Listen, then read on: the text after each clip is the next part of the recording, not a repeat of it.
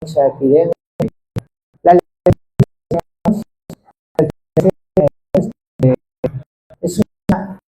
es producida por la bacteria Leptospira, es una zoonosis, ¿no? Esta bacteria Leptospira es una espiroqueta obligada, tiene forma helicoidal, ¿ya? Y tiene propiedades gran positiva y gran negativa, por eso que casi todos los antibióticos podemos decir que el antibiótico no lo agarra, es muy sensible. Entonces el problema del leptospirosis es la inmunidad, se da, o sea, el problema de los anticuerpos que se dan contra la leptospira, que puede tener reacciones cruzadas, incluso con algunos órganos, y producir una tormenta de citoquinas, ¿ya? Bien, entonces va la incidencia anual va de, ¿no?, entre 5 por cada 100.000, ¿ya? Y esta forma hace que pueda entrar a los líquidos viscosos, ¿no? Y tiene estos dos extremos, que son los filamentos axiales. Ok.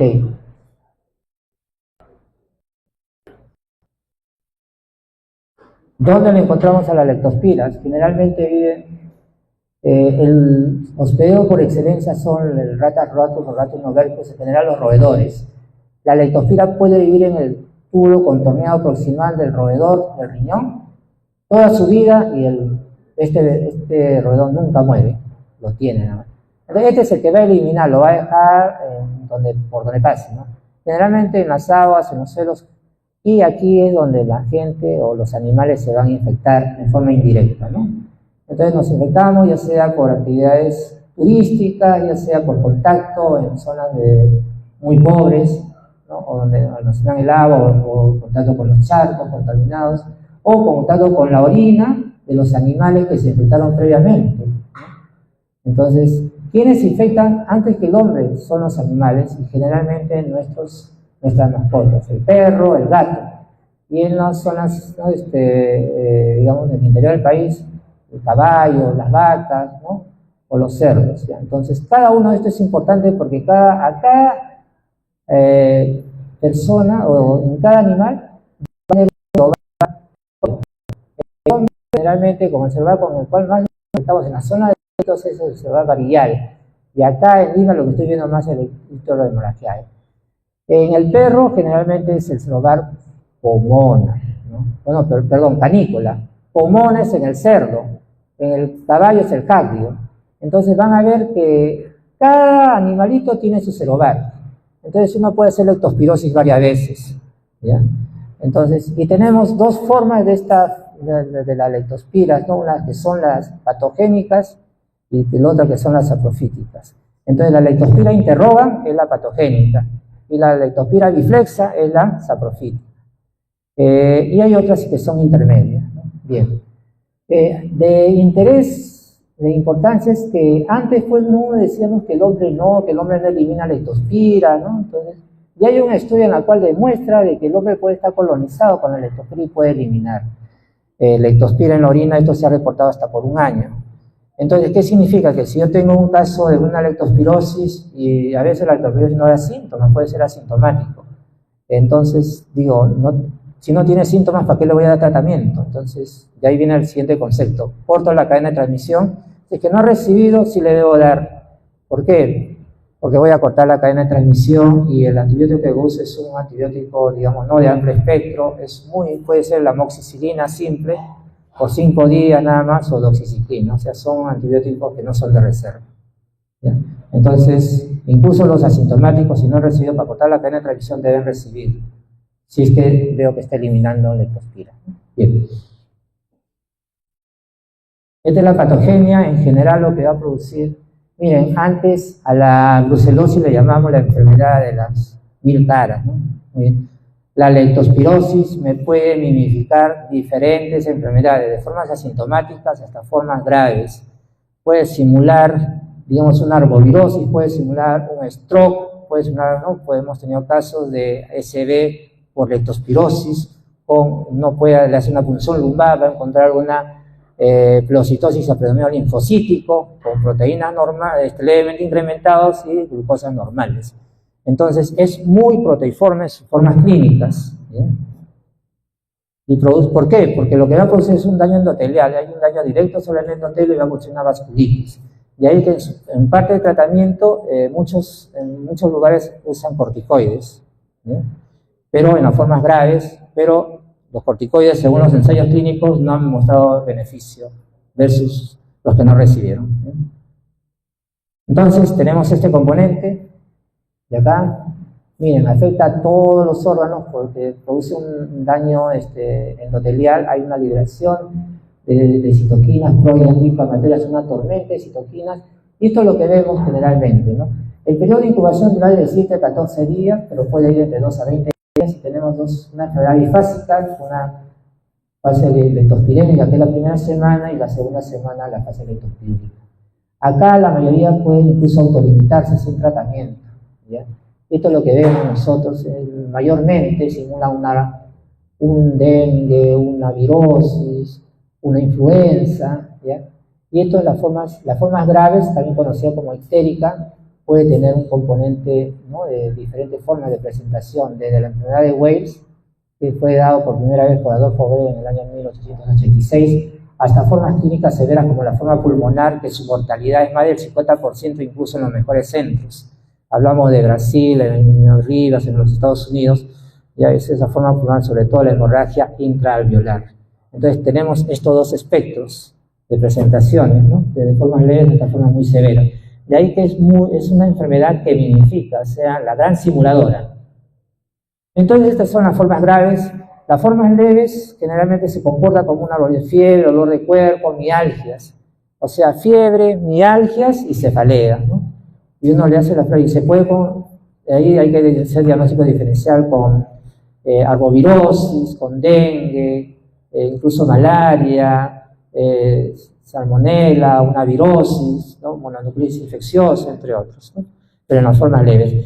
En cambio, las formas graves, que me da ya que representa en estos valores, ¿no?, entre 5 a 10% de los pacientes con leptospirosis, ¿no?, su mortalidad en general es de 5 a 15% entre todos los casos, pero la forma pulmonar con hemorragia intraalveolar llega hasta el 50%. Esto sí lo he visto en hijitos en gente joven, ¿no? Miren, estas formas graves tienen un compromiso, ¿no?, un compromiso hepático, renal y respiratorio, conocido como Weill, pero pueden estar presentes en forma conjunta o en forma independiente. Ya en el año 1995 Nicaragua presentó la forma pulmonar como forma grave, ¿no?, de presentación. Entonces tenemos estas formas de presentación como un síndrome ictérico febril, tenemos la enfermedad de Weill clásica que conocemos, puede ser solamente una colangitis, ¿no?, con la tríada de Charcot, puede simular una pancreatitis, han operado y no han encontrado, solamente han encontrado un páncreas edematoso y no han encontrado nada más, ¿no? Entonces, y se trata de una leptospirosis grave. Puede dar, esto es lo que sí, el síndrome parenquimal pulmonar puede ser una hemorragia intraalveolar, un ARS o neumonía. Y un trastorno del sensorio puede dar una neuroleptospirosis, una meningitis aséptica, mielitis, enfermedad cerebrovascular o una miocarditis. Entonces es una gran simuladora. Hay que tenerlo siempre presente como un diagnóstico diferencial en los cuadros de síndromes febriles agudos indiferenciados, y en los síndromes ictéricos febriles son los casos de neuroleptospirosis, ¿no?, o en los cuadros, digamos, que van con problemas neurológicos con fiebre, ¿no?, de inicio abrupto. Bien, ¿cuáles son los predictores para formas severas, ¿no?, de leptospirosis? Uno, tenemos la injuria renal aguda, si tenemos, ¿no?, el TGP y las plaquetas. Entonces va a definir, hay diferentes estudios que indican trastornos hemodinámicos, entonces va variando dependiendo, ¿no?, de la serie, ¿no? Esto es lo que se ha encontrado, si hay enfermedad severa básicamente con daño renal, con un incremento de las transaminasas y una disminución de las plaquetas. Aquí tenemos otro estudio, por ejemplo, ¿no?, el tener oliguria, disnea y síntomas hemorrágicos también son factores de riesgo para severidad. Como ven ustedes, va a depender de los diferentes metaanálisis que se han ido realizando. Entonces, este es un caso, por ejemplo, del Hospital Loaiza, ¿no?, que sí, yo tuve la suerte de recibirlo, ¿no?, de hospitalizar a los pacientes de 37 años, ¿no?, procedentes del estado de Lima, ocupación de vendedores celulares, ¿no? Miren, tiempo de enfermedad 5 días, inician con tiempo, ¿no?, o sea, un tiempo de agudo, son cuadros agudos, ¿no? Inicia con fiebre, náuseas, vómitos, deposiciones líquidas, agregadas escleras histéricas, debilidad generalizada, por lo que acude a la emergencia, ¿no? Entonces es un síndrome histérico febril, ¿no? Con un diagnóstico diferencial amplio, ¿no? En su hospitalización se agrega dificultad respiratoria, con mal patrón respiratorio, sin intubado y referido a la UCI, ¿no? Miren, fecha de ingreso a la UCI el 14 de noviembre del 23. Miren, esta es la tomografía, pueden ver infectados alveolares, intersticiales, ¿no? Y con este diagnóstico, síndrome histérico febril, insuficiencia respiratoria grave y hace una hiperazoemia. Estos son los marcadores, y como les digo siempre, recuerden, cuando son cuadros agudos, no se olviden de la línea del tiempo, porque es día por día, hay que ser, cómo se ha ido presentando. Aquí a este paciente le hicimos diálisis, ¿no? Aparte de ser intubado, entonces en ellos hay que hacer una diálisis temprana, ¿no? Como ven ustedes, por ejemplo, pueden ir viendo cómo van las plaquetas. Este paciente hizo, ¿no? Plaquetas no fueron tan bajas como se reportan los doctores de todos los predictores, pero sí tenía un TP prolongado, un INR mayor de 1, ¿no? Sí tenía una creatinina, una uricreatinina alta, ¿no? Fue dializado y todo, sus transaminasas, miren ustedes, su bilirrubina total llegó aquí hasta 19, ¿no? De la total, ¿no? Entonces, si hubo TGO-TGP, miren ustedes el TGO y el TGP, ¿no?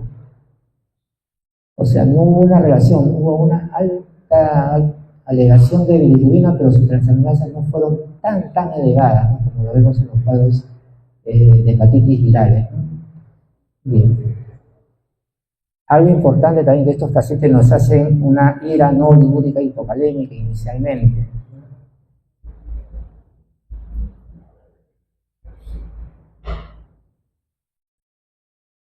Aquí vemos,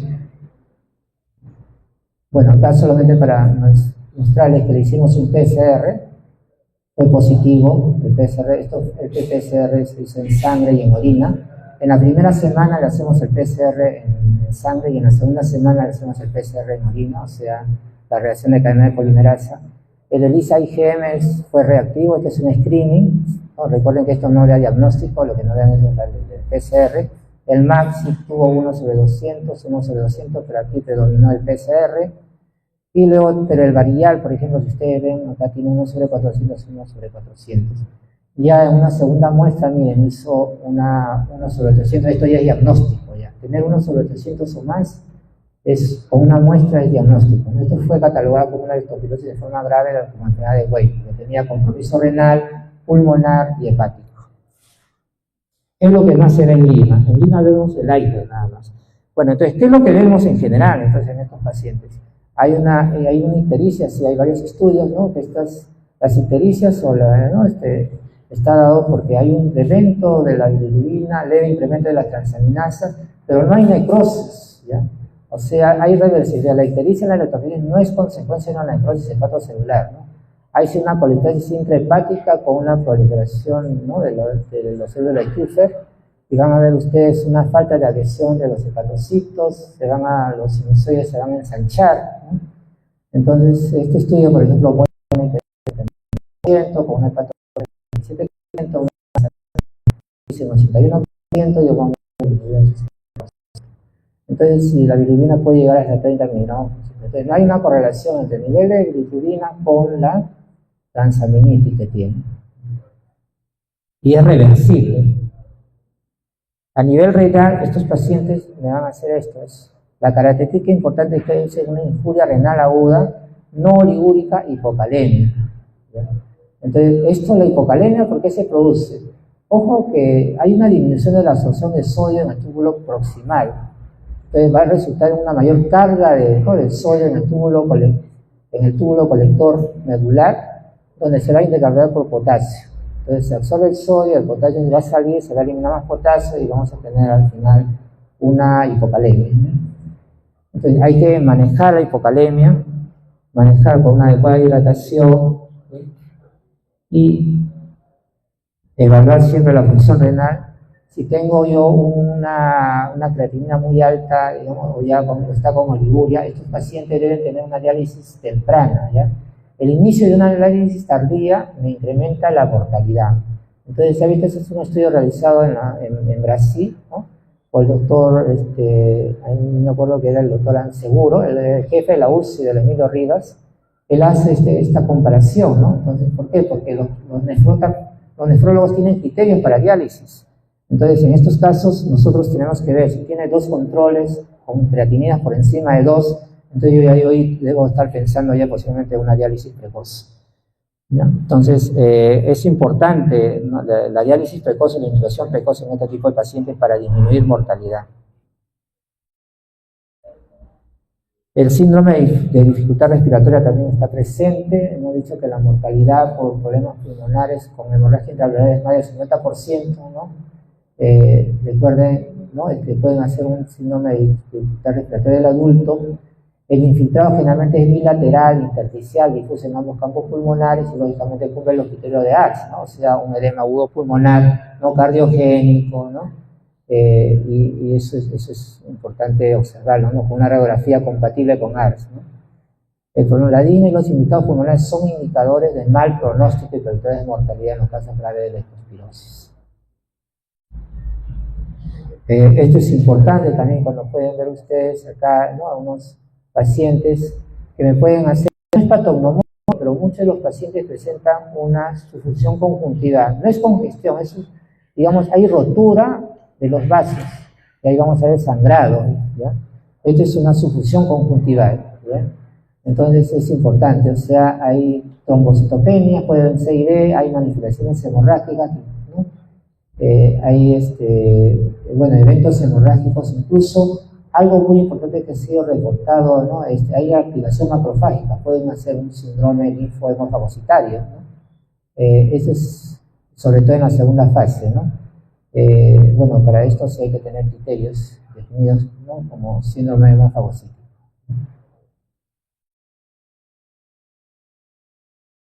Entonces, el manejo, ojo, hay que, ¿no?, algo muy importante, sobre todo en cuanto aquí, ¿qué antibióticos usamos? ¿No? El primer antibiótico de elección generalmente ha sido la penicilina G y luego la ceftriaxona, pero normalmente en las formas pulmonares se usa mejor la ceftriaxona, ¿no?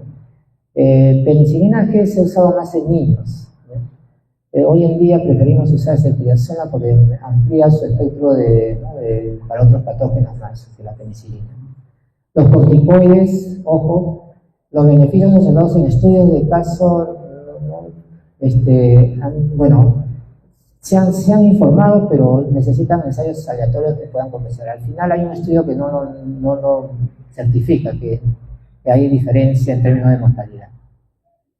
Entonces hay que manejar el AR, hay que manejar la ira no oligúrica. Si pasa a ser una ira oligúrica es un factor de mal pronóstico. Hay que manejar la vasculitis persistente. Se han usado diferentes, desde corticoides, se han usado plasmaféresis, entre otras opciones, ¿no?, en pacientes en la UCI, pero no está indicado, no lo dice la guía, ¿no? Son estudios, digamos, sin evidencia tipo A, ¿no? Hay que tener cuidado, la leptospirosis en el embarazo, aquí sí puede haber una alta mortalidad fetal y materna, ¿no? En ella sí hay que darle tratamiento oportuno, sin necesidad si sospechamos darle tratamiento, sin necesidad de tener el diagnóstico. Pensar también en neuroleptospirosis. Este es un estudio que nosotros, lo hicimos, estamos en Iquitos, ¿no? Este es un estudio que hizo un Guillain Barré, ¿no? Y estuvo en la UCI, ¿no?, y tuvo el diagnóstico de neuroleptospirosis. Entonces, estas son las manifestaciones neurológicas, ¿no? Puede haber alteración del sensorio, convulsiones, déficits localizados, ¿no? Hay que ver que en el ictocefaloraquídeo es un predominio linfocítico, proteínas de 350 y 100, glucosa normal. Entonces uno tiene que conocer, es un diagnóstico diferencial. Si yo tengo un líquido cefaloraquídeo de predominio linfocítico, puedo pensar en enfermedades granulomatosas, linfocitosis, ¿no? Entonces, que diga leptospirosis, ¿no? Entonces, dentro de las posibilidades diagnósticas, ¿bien? ¿Qué enfermedades me da, ¿no?, un líquido predominio en la tuberculosis, ¿no? Pero esta patología debe estar incluida en el diagnóstico diferencial. Una vez discutimos un caso de un líquido que tenía estas características nada más, ¿no? Y al final parecía que sí, con el MAC se pudo comprobar que hizo un stroke. Bien, ¿cómo hacemos el diagnóstico? Ojo, el diagnóstico, la prueba de tamizaje se revisa IgM. Ojo, esto no da diagnóstico, porque puedo tener falsos positivos o falsos negativos, ¿ya? Entonces, si yo tengo un ELISA positivo, necesito de todas maneras tener una prueba de MAC. Esto lo uso para hacer estudios de, posiblemente, ¿no? En estudios de cero prevalencia, que lo combino con o para hacer con el IgG, ¿no? Pero solamente me sirve como screening. Si me sale positivo, hago el MAC. Si me sale negativo, bueno, el INS establece que no va a hacer más y lo cataloga como negativo porque dicen que tiene alta sensibilidad, más del 90%. En realidad sí, hay estudios que hablan de hasta el 95% de sensibilidad, pero no es diagnóstico. Las pruebas confirmatorias es, uno, el MAC, el que tenemos más accesible, ¿no? La prueba de microaglutinación, títulos mayores o igual a 1 sobre 800 en una sola muestra, o el incremento de 4 veces entre el MAC inicial y la muestra de convalescencia, o la seroconversión de un negativo en la primera muestra a ser un positivo en la segunda muestra, pero considera siempre que los títulos sean mayores de 1 a 400 a más, ¿no? Y el PCR. El PCR en la primera semana en sangre y en la segunda semana en orina. En el hemograma, ¿qué es lo que vamos a ver? Leucocitos normales o una leucocitosis. Eso es lo que se ve, ¿no? en este tipo de pacientes. Podemos tener también coinfección, dengue y leptospirosis en una niña en la Amazonía peruana, ¿no? Esto es frecuente en la Amazonía. Dengue, chikungunya y leptospirosis. Bien, esto es para mencionar lo de los corticoides, ¿no? Entonces, miren, cuando se hizo estudios, digamos, metaanálisis en relación a esto, o sea, o ensayos clínicos, ¿no?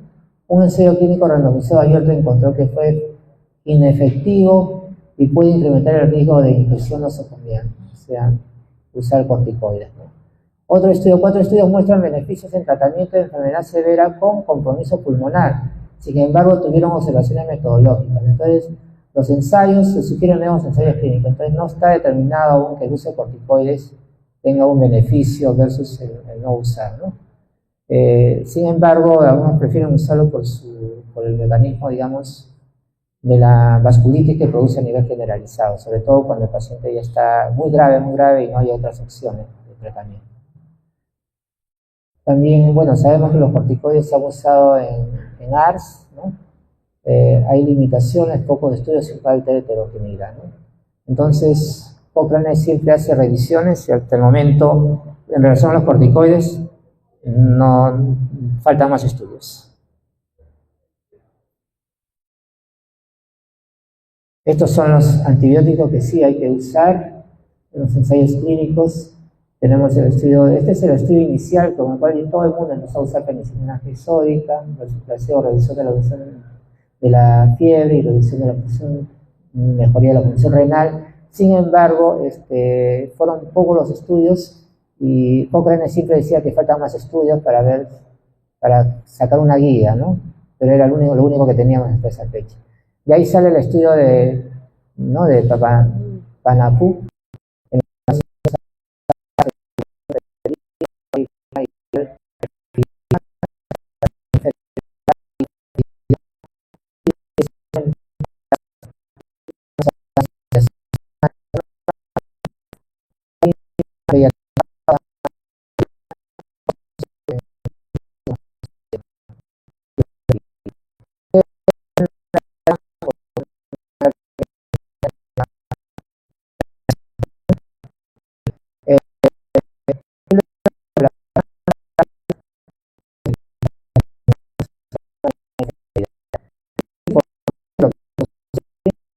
grave, la cintromicina le damos aquí en los niños menores de 8 años y a las gestantes, ¿no? Entonces, y en general podemos usar otro fármaco más fácil de usar, como es la amoxicilina, ¿no? Que será 500 cada 8 por 7 días, tanto en gestantes como en niños, ¿no? Bien. Aquí está, por ejemplo, miren ustedes, esto ya, un metaanálisis para ver, ¿no? Digamos, el uso de los antibióticos, ¿no? Pero básicamente hay que tener en cuenta ¿no? Para ver en los casos graves, ¿no? Estos son 3 estudios retrospectivos, son el uso de estos antibióticos. Mira, los antibióticos no fueron efectivos en reducir la mortalidad y estancia hospitalaria, ¿no? Entonces, esto ha demostrado de que si estamos en la fase, digamos, inmune de la enfermedad, porque tiene una fase leptospirónica, entonces el usar antibióticos solamente para leptospirosis no ha reducido la mortalidad en términos generales. Entonces ya ahí se asumen los criterios de la UCI porque estos pacientes se sobreinfectan, hay que usar antibióticos de amplio espectro, hay que usar, al final terminamos usando meropenem, vancomicina, ¿no? Porque están en una UCI y se sobreinfectan. Pero en sí, si está en esta fase inmune, ya tenemos que dar el mantenimiento de sostén, hay que tener una cobertura amplia por la sobreinfección de intrahospitalaria que pueden tener estos pacientes. Creo que es el último. Entonces, en conclusión, la leptospirosis es un problema de salud pública global, siendo una gran imitadora. Siempre consideramos sus diagnósticos diferenciales de síndrome febril agudo indiferenciado, o formas graves ustedes no tienen un diagnóstico aún definido, ¿no? Bien, de otras enfermedades subnotificadas por su amplio espectro clínico, ¿no? El manejo de la forma severa de leptospirosis debe incluir diálisis temprana y ventilación oportuna. Los corticoides no están todavía definidos, ¿no? Bien. A pesar de lo controversial del uso de antibióticos en fase tardía de la leptospirosis, formas graves, y dado que los pacientes con formas graves pueden hacer sepsis, shock séptico, en UCI se considera cobertura de antibióticos de forma amplia, ¿ya? Y el uso de corticoides en la forma grave de la leptospirosis es controversial, ¿ya? Bien, con eso creo que terminamos, jóvenes, y gracias por su paciencia.